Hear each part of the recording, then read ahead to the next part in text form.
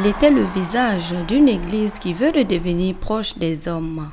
Le 13 mars 2013, sur la place Saint-Pierre à Rome, un nom inconnu du grand public retentit, George Mario Bergoglio, cardinal argentin, discret, austère, premier pape venu d'Amérique latine, premier jésuite et surtout premier à choisir le nom de François.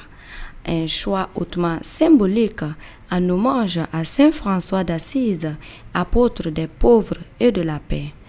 L'histoire du pape François commence loin du Vatican, à Buenos Aires.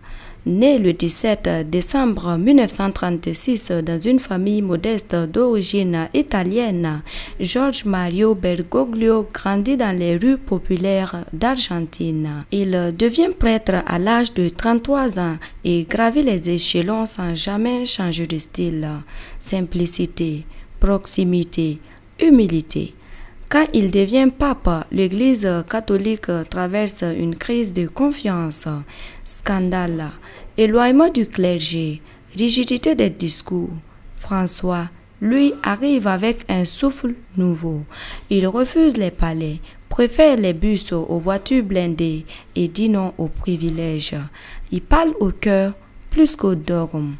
Durant son pontificat, il fait entendre une voix forte et claire, celle de la justice sociale en défendant les pauvres, les migrants, les exclus, celle de l'environnement avec sa célèbre encyclique Laudato Si, un appel vibrant à protéger notre maison commune, la terre, celle du pardon et de l'ouverture en tendant la main aux divorcés, aux personnes LGBTQ+, et même aux athées.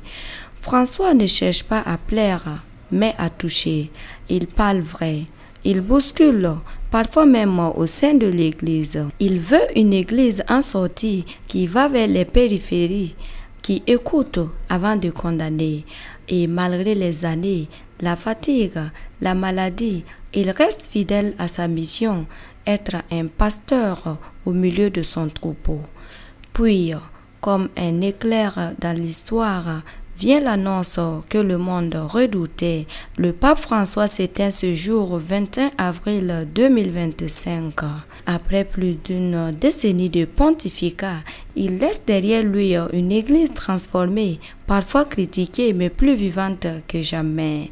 Il n'était pas un pape comme les autres, il était un homme du peuple.